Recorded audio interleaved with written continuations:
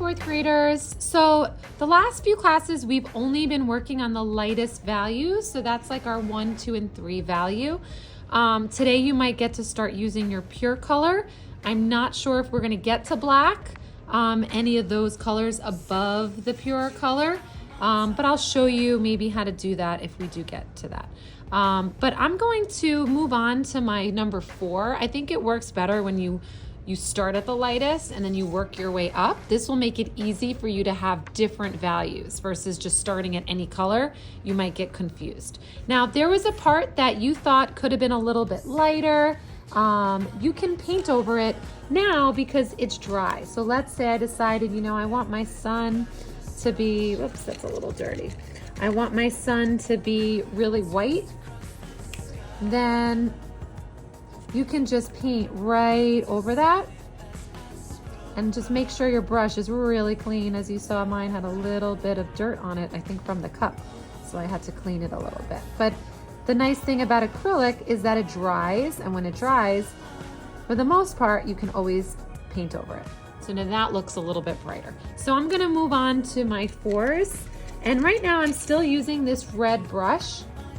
This is a pretty good size. If you're doing a big space like the background, you are gonna want a bigger brush. That's gonna make it look a little more smooth. Now, certain parts you might want to look smooth and certain parts you might want to have a little bit of texture. And I can show you how you might wanna do that. So I'm gonna work on that number 4, and I want you guys to look at your value scale the whole time. So that's gonna be pretty easy. I might wanna stand it up a little bit to get more of a straight edge. And it's probably easier to outline the edges first and then paint inside the shape. So that's kind of how painters do it when they're painting a house. They'll outline the wall first, make a border, and then it's easier to paint inside of that without going outside of our line.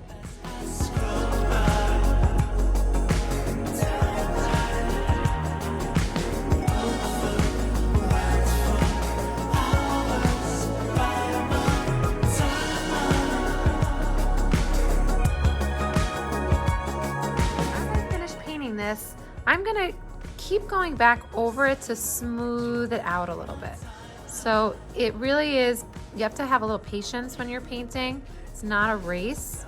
So I'm going back and forth and smoothing it out so I don't have like clumps of paint anywhere. And that might take a little bit of time. So now moving on to maybe one of these areas where I'm starting to get a little bit of my 5. You might have to kind of play around and you might realize, oh, maybe I did this instead of pure orange. Maybe I should have added a touch of white to that. And if that happens, we can always go back and paint it and see if that's what we really need to do. So right now, I'm thinking that I switched brushes. This one's a little smaller, and I even got this brush. I'm not sure if I'll need it. I like this square brushes because you get a nice sharp line versus the round ones. So I tend to use this a little bit more. So I'm not gonna start with black first.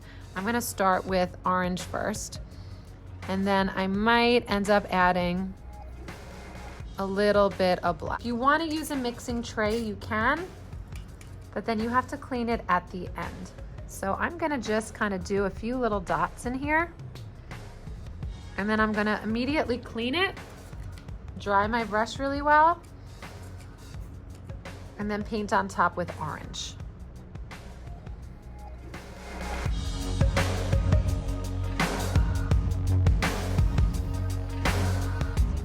I still need to go over it with a coat of orange because you can see through some of it, but it is gradually getting darker, and that might be all you get done today, or you might have time to go over it again. And I kind of sectioned it off because I just wanted to do one section at a time. I added a few dots of black, cleaned my brush, and then started to mix. But if you feel more comfortable in a mixing tray, it's just hard to get enough paint that way sometimes. So as long as we use a tiny bit of paint, it's okay sometimes to mix it on the canvas.